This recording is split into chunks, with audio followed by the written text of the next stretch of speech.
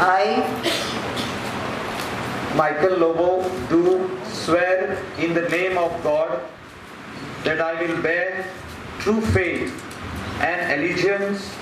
to the Constitution of India as by law established, that I will uphold the sovereignty and integrity of India,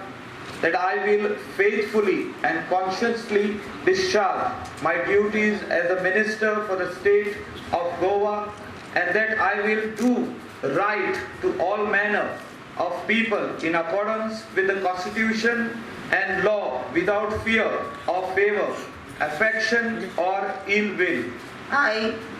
Michael Lobo, do swear in the name of God that I will not directly or indirectly communicate or reveal to any person or persons any matter which shall be brought under my consideration or shall become known to me as a minister for the state of Goa, except as may be required for the due discharge of my duties as such minister.